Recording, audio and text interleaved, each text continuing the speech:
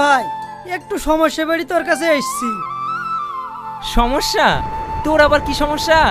অবশেষে আপলোড করা হলো আমি পাগলি নই নাটকটির নেক্সট পার্ট। কেন আমরা দেখতে পাচ্ছি না, আর এই নাটকটি কেন এত দেরিতে আপলোড করা হলো, সব জানতে পারবেন আজকের এই ভিডিওটিতে।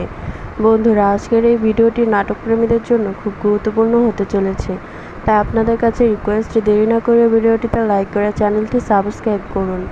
বন্ধুরা, অনেকে এই নাটকটির জন্য অধীর আগ্রহে বসেছিলেন।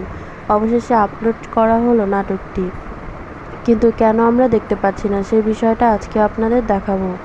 বন্ধুরা, আমি পাগলি নই নাটকটি দেখতে পারবেন আমাদের চ্যানেলে।